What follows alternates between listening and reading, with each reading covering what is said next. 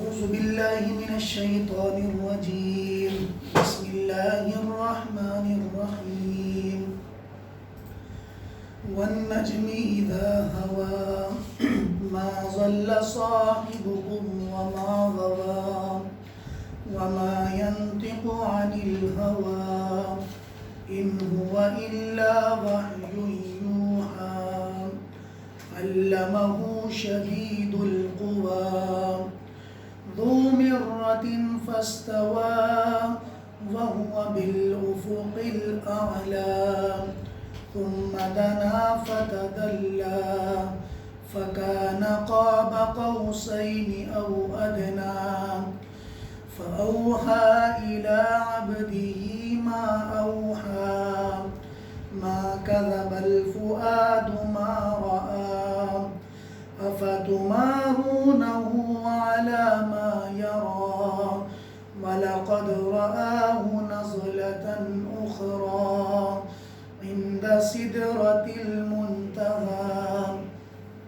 عندها جنة المأوى إذ يغشى الصدرة ما يغشى ما زاغ البصر وما طغى لقد رأى من آيات ربه الكبرى أفرأيتم اللات والعزى ومناة الثالثة الأخرى ألكم الذكر وله الأنثى تلك إذا قسمة ضيزى إن هي إلا أسماء سميتموها أنتم وآباؤكم ما أنزل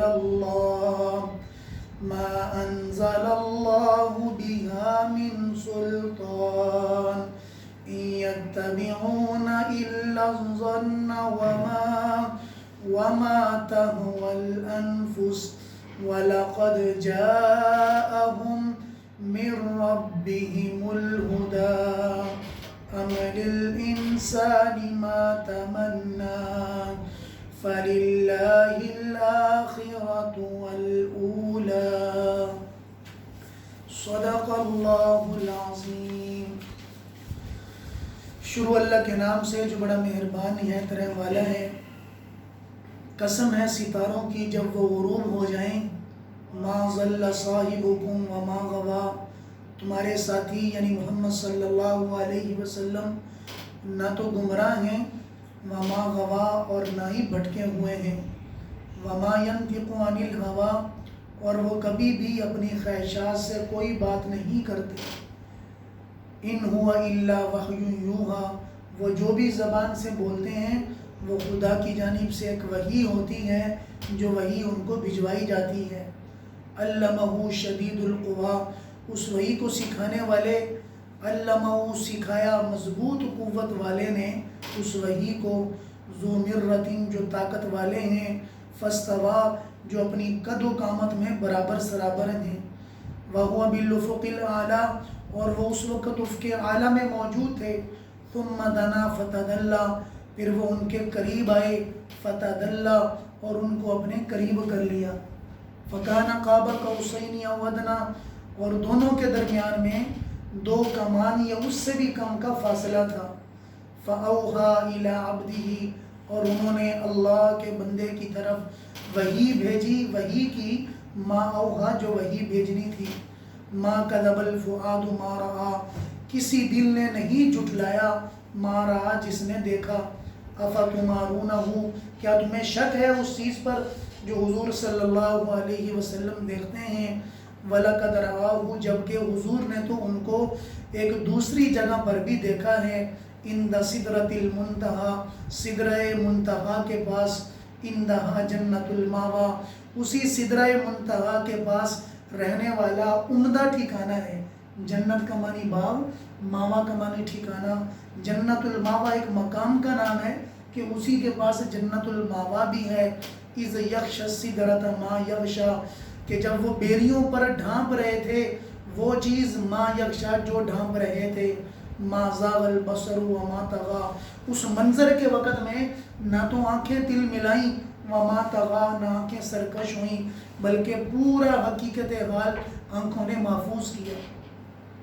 لقد رأى من آیات ربہ الکبریٰ، تو اس وقت میں حضور صلی اللہ علیہ وسلم نے اپنے رب کی بڑی بڑی نشانیاں دیکھی۔ آگے فرمایا فرأیتم اللات والعزیٰ، کیا تم نے لات و عزیٰ کو دیکھا؟ اور اس کے بعد ایک اور بت کو جس کا نام منات ہے اس کو دیکھا۔ الکم الذکر وله الانثیٰ، اے مشرکین مکہ، تمہارے پاس بیٹے ہیں، اس کے لیے بیٹیاں ہیں، اس وجہ سے تم فخر کرتے ہو۔ تلک اذا قسمۃ ضیزیٰ، اگر یہ تمہارے لیے فخر کی بات ہے تو یہ تو ظلم کی انتہا والی تقسیم ہے۔ قسمت کا معنی تقسیم، یعنی ظلم کی انتہا ہے جو تم ان کے لیے بیٹیاں کہہ کے اور اپنے لیے بیٹے کہہ کر اپنے آپ کو بڑا اعزاز والا سمجھتے ہو۔ ان ہی الا اسماء، یہ تمہارے بت صرف نام کے بت ہیں، سمیتموہا، جن کا تم نے نام رکھا ہے اور تمہاری آباء و اجداد نے نام رکھا ہے۔ ما انزل اللہ بہا من سلطان، اللہ تعالیٰ کی جانب سے ان بتوں کی طاقت کے بارے میں یا ان بتوں کے بارے میں کوئی دلیل، کوئی حجت نہیں اتری۔ ان یتبعون الا الظن، یہ تو صرف یعنی گمانوں کی پیروی کرتے ہیں، صرف گمانوں پر چلتے ہیں۔ وما تہوی الانفس، اور اپنے نفس کی خواہشات پر چلتے ہیں۔ وَلَقَدْ جَاءَهُمْ، جبکہ ان کے رب کی طرف سے ان کے لیے بڑی ہدایت اتری ہے۔ ام للانسانی، ذرا غور کرو، کیا کبھی ایسا ہوا ہے کہ انسان جو دل میں تمنا کرتا ہے وہ دنیا میں انسان کو مل جائے؟ ایسا نہیں ہے۔ فَلِلَّهِ الْآخِرَةُ وَالْأُولَىٰ، تم نے ساری توجہ دنیا پر مذکور کر لی، حالانکہ اللہ کے پاس دنیا بھی ہے، آخرت بھی ہے۔ آخرت سے مراد آخرت، والأولیٰ سے مراد دنیا۔ اللہ کے پاس دنیا بھی ہے، یعنی دنیا کی طاقت بھی ہے، دنیا کی نعمتیں بھی ہیں، اور اللہ کے پاس یعنی آخرت کی نعمتیں بھی ہیں، جنت اور دوزخ بھی ہے، اللہ کی طاقت دونوں جہانوں میں موجود ہے۔ اس سورت کا نام سورت نجم ہے۔ جیسے پچھلی سورت میں آپ حضرات نے ملاحظہ کیا، وہ سورت بھی مکی ہے، یہ بھی مکی ہے۔ حضرت عبداللہ بن مسعود فرماتے ہیں کہ یہ مکہ میں سب سے پہلے ابتدائی دور کے اندر نازل ہوئی، اور یہ وہ پہلی صورت ہے کہ حضور صلی اللہ علیہ وسلم نے سب لوگوں کو جمع کیا، جن میں مشرکین بھی ہیں، ایمان والے بھی ہیں۔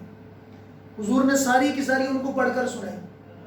تو جب حضور نے یہ پوری صورت پڑھی تو اس میں ایک آیت سجدہ کی بھی ہے جو اگلے رکوع کے اندر آئے گی، تو سارے کے سارے لوگ اس سجدے کی وجہ سے سجدے میں گر گئے، حضور بھی سجدے میں گرے، باقی بھی سب سجدے میں گر گئے۔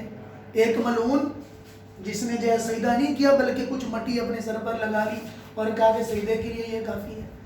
تو یہ وہ پہلی صورت ہے جس میں اللہ تعالیٰ نے اپنے نبی صلی اللہ علیہ وسلم کے اپنی ملاقات کا تذکرہ کھل کر بیان کیا۔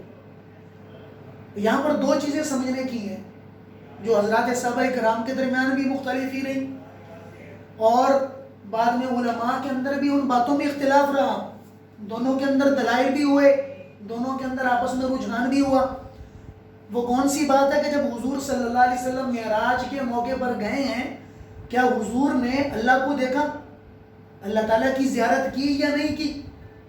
سورۃ نجم کے اندر جس زیارت کا ذکر ہے کہ بالکل ایک کمان کا فاصلہ ہوا، فَكَانَ قَابَ قَوْسَيْنِ أَوْ أَدْنَىٰ، کہ بالکل اللہ نے اتنے قریب کیا کہ نبی، اے میرے نبی جی اور قریب آ جا، اے نبی جی اور قریب آ جا، تو اتنا پاس کر لیا جتنا کہ کمان کا فاصلہ ہوتا ہے۔ اصل میں کمان عربوں کے یہاں دستور تھا کہ جس کے ساتھ وہ دوستی نبھانا چاہتے تو ان کے یہاں ایک دوستی نبھانے کا اسلوب یہ بھی ہوتا تھا کہ وہ بھی اپنی کمان لے کر آتا، یہ بھی اپنی کمان لے کر آتا، تو لکڑی کا سرا اپنی جانب کر لیتے اور دوسرا سرا اس کی جانب کر لیتے۔ اگر وہ اس کے ساتھ اپنی پھال والا سرا ملا دیتا تو سمجھا جاتا کہ یہ بندہ دوستی قبول کرنے والا نہیں ہے، اور اگر وہ اس کے ساتھ اپنی لکڑی کا سرا ملا دیتا تو سمجھتے کہ یہ بندہ لڑائی نہیں کرنا چاہتا بلکہ یہ ہمارے ساتھ دوستی کرنا چاہتا ہے۔ تو اللہ نے انہی کا اسلوب بیان کیا کہ جیسے تم ان دو لکڑیوں کے ملنے کو آپس میں قربت سمجھتے ہو، کہ دو لکڑیاں مل گئی ہیں، گویا کہ تم ایک دوسرے کے محبوب بن گئے، ایک دوسرے کے قریب ہو گئے۔ فرمایا کہ اللہ نے بھی اپنے نبی کو اتنا پاس کیا کہ ایک کمان دو تقریباً ایک بازو کا کہلاتی ہے، ایک کمان یا دو بازو کی کہلاتی ہے کہ اس سے کم کا بھی فاصلہ رہ گیا، اللہ نے سامنے بٹھا کر اپنے نبی صلی اللہ علیہ وسلم کو شریعت اور شریعت کی چیزوں سے نوازا۔ حالانکہ پہلے جتنے بھی انبیاء آئے، کسی کو طور پہ بلایا، کسی کو فلاں جگہ بلایا، فلاں جگہ شریعت ملی، کسی کو فلاں جگہ شریعت ملی، کسی کو فلاں جگہ شریعت ملی، لیکن ہمارے نبی صلی اللہ علیہ وسلم کو اللہ نے نہ تو نیل پر بلایا، نہ تو خانہ کعبہ کے قریب بٹھا کر دی، بلکہ فرمایا کہ جبریل جاؤ اور ساری دنیا سے دور، یعنی ایک زمین سے پہلا آسمان 500 سال کا فاصلہ، دوسرے کا 500 سال کا، اتنے 100 سالوں کا فاصلہ طے کروایا، بالکل اپنے قریب بلا کر حضور اکرم صلی اللہ علیہ وسلم کو شریعت سے نوازا گیا، نماز سے نوازا گیا اور باقی ساری چیزوں سے نوازا گیا۔ یہ اللہ نے اپنے نبی کا مقام بتایا کہ میرے نبی کا مقام ساری دنیا سے بڑھ کر ہے۔ کیوں بڑھ کر ہے؟ کہ میں نے شریعت دینے کے لیے اپنے قریب بلا کر اپنی شریعت اپنے نبی صلی اللہ علیہ وسلم کو عطا کی اور حضور اکرم صلی اللہ علیہ وسلم کو اپنے قریب کیا۔ اللہ کا دیدار کبھی کسی نے نہیں کیا، اللہ جس کو کرانا چاہے کرا سکتے ہیں، لیکن صحابہ کی ایک جماعت کہتی ہے کہ حضور کو اللہ نے اپنا دیدار کروایا۔ جب حضرت جبریل لے کر جاتے ہیں تو ایک مقام پہ جا کے کہتے ہیں کہ یا رسول اللہ اگر اس کے بعد ایک بالشت بھی آگے بڑھوں گا تو جل کے راکھ ہو جاؤں گا، آگے نہیں جا سکتا، آگے آپ جانیں، آپ کا رب جانیں، آگے آپ کا مقام ہے، آگے آپ بھی جا سکتے ہیں، آگے نور کی تجلیات ہیں۔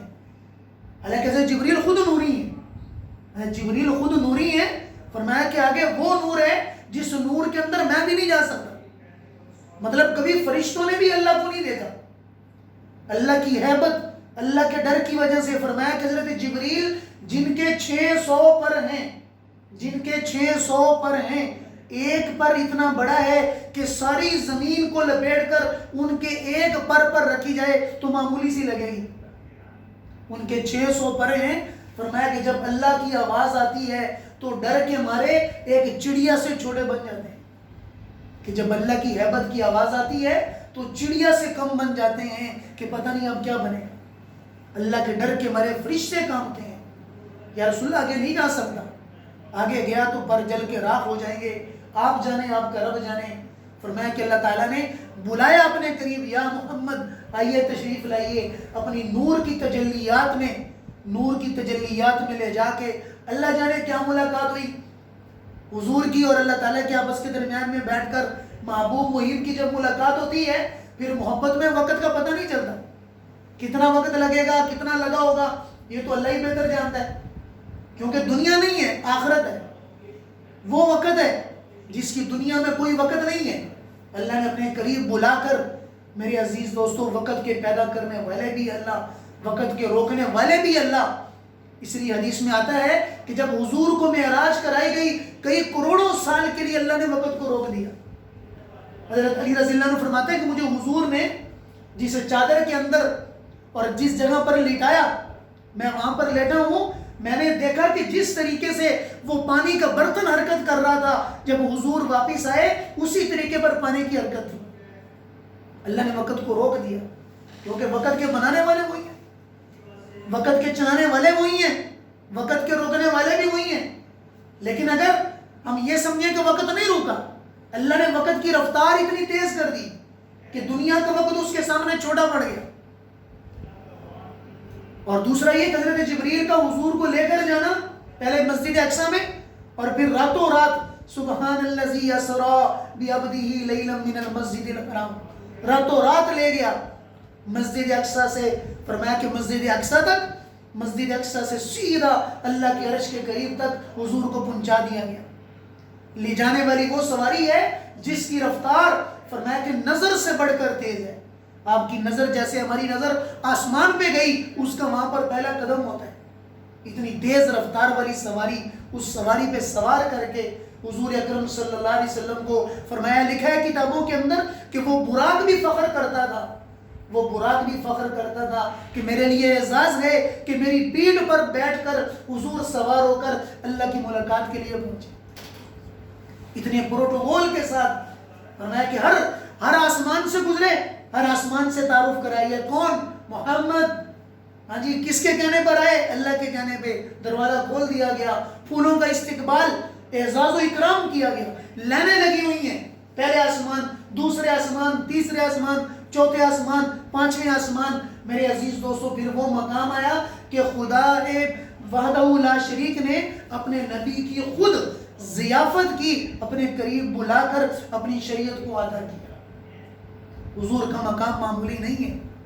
بلغ العلا بکمالہ کشف الدجی بجمالہ صلوا علیہ وآلہ۔ حضور جیسا مقام کس کا ہوگا؟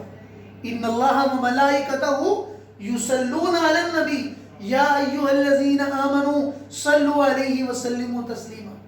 ان پر تو ساری دنیا درود بھیجتی ہے۔ اے ایمان والو جب بھی نام آ جائے تو حضور پر درود پڑھا کرو، درود کی کثرت کیا کرو۔ درود پڑھنا حضور اکرم صلی اللہ علیہ وسلم کے لیے ایمان کا حصہ ہے۔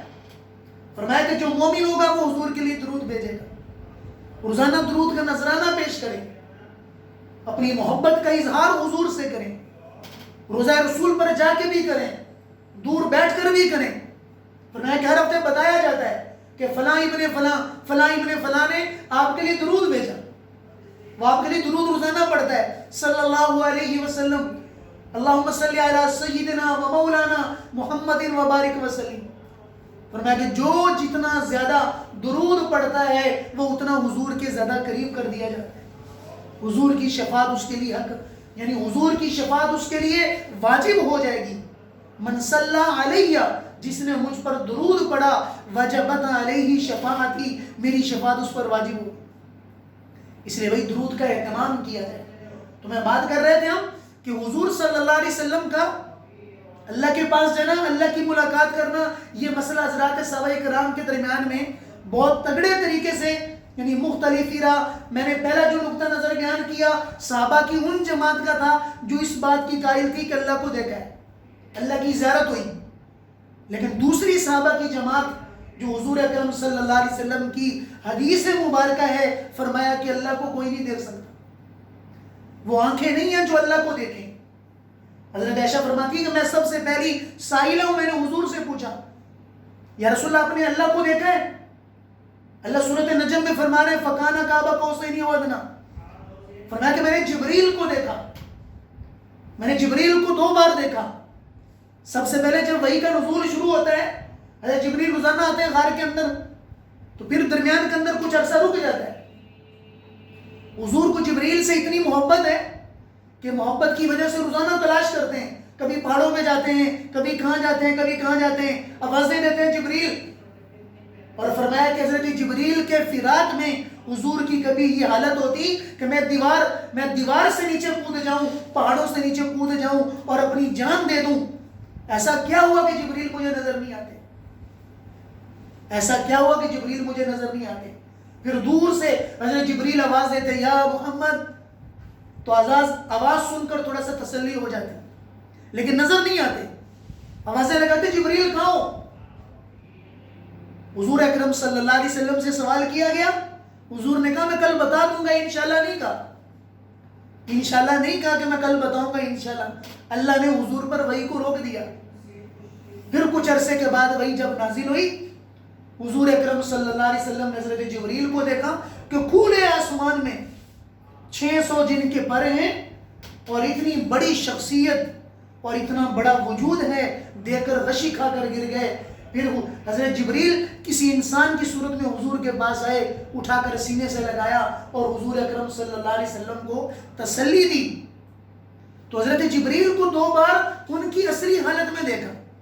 وہ فرماتی ہیں کہ دوسری آیت میں آتا ہے وَلَقَدْ رَآهُ نَزْلَةً أُخْرَىٰ، کہ حضرت جبریل کو دوبارہ پھر ایک مقام پہ دیکھا۔ جب معراج پہ لے کے جانے لگے تو سدرۃ المنتہا کے پاس بھی حضرت جبریل نے حضور کو اپنے اصل چہرے کا دیدار کرایا، اپنی اصل جسامت کا دیدار کرایا، ورنہ اس کے علاوہ حضور صلی اللہ علیہ وسلم نے کبھی بھی حضرت جبریل کو اصلی حالت میں نہیں دیکھا، کیونکہ ان کا وجود عظیم ہے۔ کبھی حضرت دہیا کی صورت میں، کبھی کس صورت میں، کبھی کس صورت میں، مختلف صورتوں میں آتے، اور کبھی ویسے سامنے آتے، نظر نہیں آتے۔ حضور اکرم صلی اللہ علیہ وسلم پر اللہ کا پیغام بھیجتے۔ اب جو حضرت جبریل وحی لے کر آتے، اس وحی کی 2 قسمیں ہیں، یہ بھی ذہن میں رکھیں تاکہ بعد آپ حضرات کے ذہن میں رہے کہ جب وہ لے کر آتے اس میں کبھی تو الفاظ بھی اللہ کے اور اس کا مفہوم بھی اللہ کا، الفاظ بھی اللہ کے اور اس کا مفہوم بھی اللہ کا، اس وحی کو وحی مطلوب کہتے ہیں جسے قرآن کہا جاتا ہے کہ الفاظ بھی اللہ کے، اس کا مطلب بھی اللہ کا۔ اور کبھی وہی وہ آتی کہ الفاظ اللہ کے نہیں ہوتے، مفہوم اللہ کا ہوتا، حضور اکرم صلی اللہ علیہ وسلم اپنے لفظوں کے اندر ان کو بیان کرتے، ان کو حدیث کہتے ہیں۔ اگر لفظ بھی اللہ کے، معنی بھی اللہ کا، اس کو قرآن کہتے ہیں۔ اگر لفظ حضور کے، مفہوم اللہ کا، تو اس کو حدیث کہتے ہیں۔ کیوں؟ اس لیے کہ اللہ فرما رہے وَمَا يَنْتِقُ عَنِ الْهَوَىٰ، کہ میرے نبی نے کبھی بھی اپنی خواہش سے کبھی کسی کو کچھ نہیں کہا، جو مرضی بولتے تھے، ایسا نہیں ہے، ایسا نہیں ہے۔ حضور نے پوچھا کہ جبریل اتنے دن سے کیوں نہیں آئے؟ میں تو تمہاری وجہ سے بڑا بے چین ہو گیا یا رسول اللہ، ہم تو خدا کے مامور ہیں، یا رسول اللہ ہم تو خدا کے مامور ہیں، اللہ کا حکم ہوگا آئیں گے، اور اگر اللہ کا حکم نہیں آئے گا نہیں آئیں گے۔ وَلَا تَقُولَنَّ لِشَيْءٍ إِنِّي فَاعِلٌ ذَلِكَ غَدًا، اے نبی جی جب بھی کبھی بات کریں تو انشاءاللہ ضرور کہا کریں، کبھی یہ مت کہیں کہ میں کل یہ کام کر دوں گا، کیا پتہ کل کی زندگی ہے یہ نہیں ہے۔ اللہ کی مشیت پہ کام کیا جائے۔ ہم بھی اپنی زندگی میں کبھی کسی سے وعدہ کریں، کبھی کسی سے کوئی بھی بات کی جا رہی ہو، انشاءاللہ ضرور کہہ دیں۔ آپ نے انشاءاللہ کہہ دیا گناہ سے بچ جائیں گے، ہاں انشاءاللہ میں کام یہ کر دوں گا، انشاءاللہ ہو جائے گا، کل تک ہو جائے گا۔ اللہ کی مشیت پہ ڈال دیں، اس لیے کہ کرنے والے وہ ہیں۔ رات کو توفیق ہی چھین لیں، رات کو وہ توفیق ہی آپ سے چھین لیں، آپ کے دل کے اندر وہ نوعیت ہی ختم کر دیں، آپ مفلوج ہو جائیں، آپ کی صلاحیتیں ختم ہو جائیں، تو گویا کہ وعدہ آپ نے توڑ دیا، اور فرمایا کہ وعدہ توڑنے والا خدا کے ہاں مجرم ہے۔ آپ انشاءاللہ کہتے ہیں تو آپ مجرم نہیں ہوں گے۔ تو فرمایا وَمَا يَنْتِقُ عَنِ الْهَوَىٰ، حضور اپنی خواہش سے کبھی نہیں بولتے۔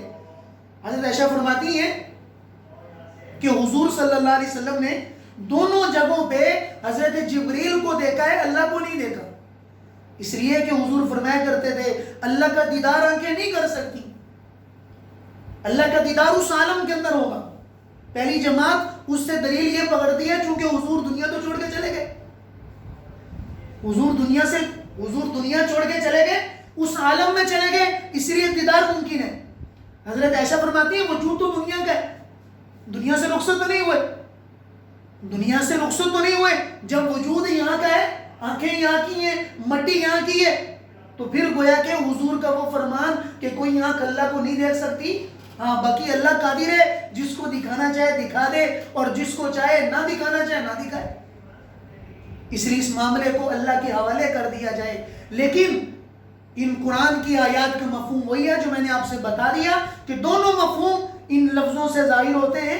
اللہ کو دیکھا بھی ہے، حضرت مولانا انور شاہ کشمیری رحمۃ اللہ علیہ فرمایا کرتے تھے آگے جو الفاظ ہیں ما زاغ البصر وما طغى، کہ آنکھوں کے اندر کچی پن پیدا نہیں ہوا، کہ جب وہ دیکھ رہے تھے آنکھیں جل ملائی نہیں، دل نے جھٹلایا نہیں، دیدار سامنے ہوا، دیدار سامنے ہوا۔ ما کذب الفؤاد وما رأى وَلَقَدْ رَآهُ نَزْلَةً أُخْرَىٰ، اور آگے فرمایا کہ اللہ کی بڑی بڑی نشانیاں دیکھی، تو اس سے متحمل ہوتا ہے کہ حضور صلی اللہ علیہ وسلم کو اللہ کا دیدار ہوا، اللہ نے اپنی مکمل چیزوں کا دیدار کروایا اور اپنے سامنے بٹھا کے حضور اکرم صلی اللہ علیہ وسلم کو اپنی تجلیات سے، اپنی شریعت سے مالا مال فرمایا۔ نماز وہاں ملی، دنیا میں نہیں ملی ہے، نماز وہاں ملی ہے، 5 وقت کی نماز یہ عرش معلیٰ پہ اللہ نے اپنے پاس بلا کر اپنے قریب بٹھا کر میرے عزیز دوستوں عطا کی ہے۔ اس سے ہم اندازہ لگائیں نماز کی اہمیت کتنی ہے۔ میرے عزیز دوستوں نماز معمولی نہیں ہے، نماز کو معمولی نہ سمجھیں، نماز خدا کا وہ فرض ہے جو کسی حالت میں معاف نہیں ہے، کسی حالت میں معاف نہیں ہے۔ روز محشر کے جہاں گداز بود اولین پرسش نماز بود، کہ قیامت میں جب تیری جان پگھل رہی ہوگی سب سے پہلا سوال نماز کا ہے، ہاں بھیا نماز پڑھی کہ نہیں پڑھی؟ اے لوگوں نماز نہ چھوڑنا، اے لوگوں نماز نہ چھوڑنا۔ حضور کی روح جا رہی ہے، اللہ کے پاس ملاقات کے لیے جا رہے ہیں، حضور فرما رہے ہیں یا امتی الصلاۃ یا امتی الصلاۃ، اے میری امت نماز نہ چھوڑنا، اے میری امت نماز نہ چھوڑنا۔ تو بھائی نماز کی بہت اہمیت ہے، جوان بوڑھا بچہ، نماز فرض ہے، نماز کسی حالت میں معاف نہیں ہے. اس لیے نماز کی اہمیت اپنی زندگی میں رکھی جائے. جس حال میں بھی ہو، جہاں بھی ہو، سب سے پہلے نماز کا کام کریں، نماز ادا کریں. نماز سے فارغ ہو کے پھر جو بھی کریں. میں کہ جو 5 ذمہ داری کے ساتھ 5 نمازیں پڑھ لے، فرمایا کہ میں ذمہ داری کے ساتھ اس کو جنت میں داخل ہونے کی ضمانت دیتا ہوں. یہ حضور کا فرمان ہے کہ جو نمازیں 5 ذمہ داری سے مجھے دے دے، میں ذمہ داری دیتا ہوں کہ وہ بندہ ضرور بھی ضرور جنت میں داخل ہوگا. اللہ پاک اس پر جنت کو واجب کر دے گی. تو 5 وقت کی نماز میں کتنا ٹائم لگتا ہے بھائی. پھر آگے اللہ تعالیٰ نے ان کفار کی یہ بات توڑی ہے کہ تم اس لیے فخر کر رہے ہو کہ تمہارے پاس مرد ہیں، بچے ہیں. حضور کے پاس بیٹیاں ہیں. بیٹیوں والے کمزور نہیں ہوتے. بیٹیوں کو کمزور نہ سمجھا جائے، بیٹیوں کو ہلکا نہ سمجھا جائے. بیٹی خدا کی رحمت ہے، دنیا میں رحمتیں برکتیں لے کر آتی ہے. فرمایا کہ من کفلا ببنتیہ، کہ جس نے اپنی 2 بیٹیوں کی کفالت کی، میں اور وہ یوں جنت میں جائیں گے. حضور انگلیاں ملا کے کہہ رہے کہ میں یوں دونوں جنت میں جائیں گے. جس نے 2 بیٹیوں کی کفالت کی. پوچھا یا رسول اللہ 1 بیٹی ہو؟ فرمایا کہ جس نے 1 بھی کی وہ بھی میرے ساتھ یوں جنت میں داخل ہو. یہ اللہ نے دنیا والوں کا وہم ختم کیا کہ بیٹیوں والوں کو گھٹیا سمجھا جاتا تھا. بیٹیوں کو زندہ درگور کر دیا کرتے، دفنا دیا کرتے کہ ہمیں کسی کے نکاح میں دینا پڑے گی. تِلْكَ اِذًا قِسْمَةٌ ضِیزَا، یہ تمہاری ظلم کی انتہا والی تقسیم ہے کہ تم اپنے آپ کو اچھا سمجھتے ہو. ابھی کیا چاہیے تمہارے لیے؟ عمل انسانی ما تمنا، کتنی تمنا کر کے دنیا کما لو گے؟ کتنی دنیا لے لو گے؟ کماتے رہو، کتنا کما لو گے؟ یاد رکھو صرف تمہاری تمنائیں دنیا میں رہ جائیں گی. فَلِلَّهِ الْآخِرَةُ وَالْأُولَى، اللہ کے بن جاؤ، دنیا بھی بن جائے گی، آخرت بھی بن جائے گی. اس لیے کہ دنیا بھی اللہ کی اور آخرت بھی اللہ کی. اور آخرت موجود ہے، جنت موجود ہے، جس کو پہلے سے پیدا کر دیا گیا. دوزخ پہلے سے موجود ہے، جس کو پیدا کر دیا گیا. جنت والے تعداد میں مقرر کر دیے گئے، جہنم والے تعداد میں مقرر کر دیے گئے. جنت میں جانے کی کوشش کرو. آزمائش کی زندگی ہے، آزمائش کا وقت ہے. اس آزمائش میں اپنی صلاحیتیں لگا کے ایک بار جنت کے قریب ہو جاؤ. جنت کے قریب ہو جاؤ گے پھر جنت میں داخلہ آسان ہو جائے گا. اس کے لیے جنت والے اعمال کرو. جنت والے اعمال چھپ کر بھی ہیں، ظاہراً بھی ہیں.